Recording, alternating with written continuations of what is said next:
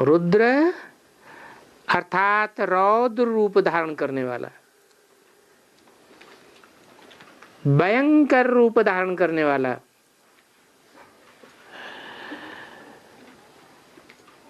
क्योंकि रुद्र ज्ञान यज्ञ रचा है ना, इस ज्ञान यज्ञ में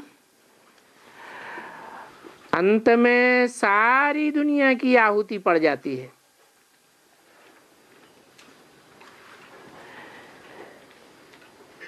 तो इस समय में उनको फिर रुद्र भी कहा जाता है।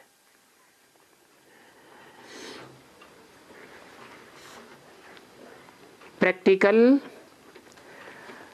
काम के आधार पर ऐसा रुद्र रूप दुनिया का कोई भी धर्म पिता धारण नहीं करता।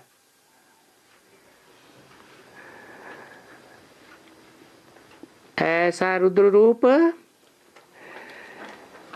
कि अपनी ही रची हुई रचना को भस्मसात कर देवे।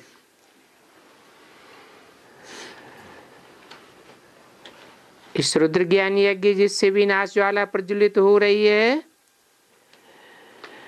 वो विनाश के लिए है, सबके मरने के लिए है।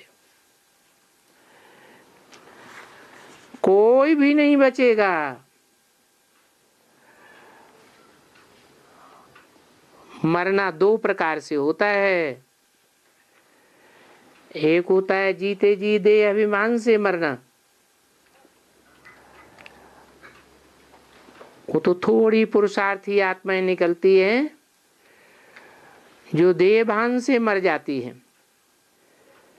देह भान से जो मरते हैं उनके लिए देह से मरने की कोई बात ही नहीं। बाकी सारी दुनिया को देह छोड़नी पड़ती है। अभी कितना अच्छी तरह से बच्चों को समझाते हैं। अभी माना कभी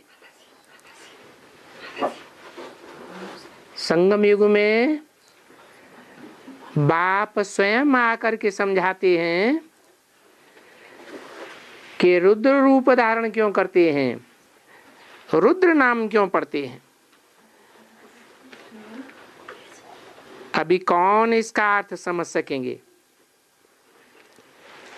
यहां इतने सब बैठे हुए हैं, बिल्कुल थोड़ा समझते होंगे। समझने में कोई न कोई पॉइंट में हार खा जाएंगे।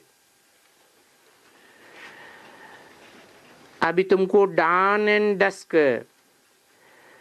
डस्क और डान, ये रात दिन याद है। अच्छा, जो बाहर वाला मनुष्य होगा वो बोलेगा वाह, ये तो कोई को भी याद होगा। डान माना सूर्योदय, डस्क माना सूर्यास्त। अरे नहीं, ये बेहद के दिन और बेहद की रात की बात है। बेहद का दिन तब होता है जब बेहद का ज्ञान सूर्य, बेहद का आत्मा, मनुष्य आत्माओं का बाप इस सृष्टि पर, सारी सृष्टि पर प्रत्यक्ष होता है। उसको कहा जाता है ब्रह्मा का बेहद का दिन। और जब वास्तव होता है तो कहा जाता है ब्रह्मा की रात। ब्रह्मा की रात कब होती है, कहाँ यादगार है?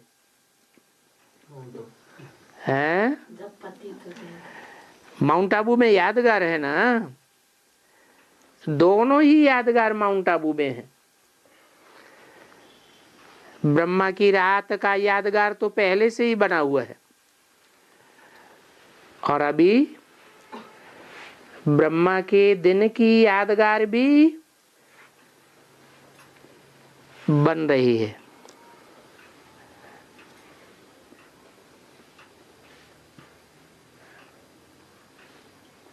अचलगढ़ एरिया में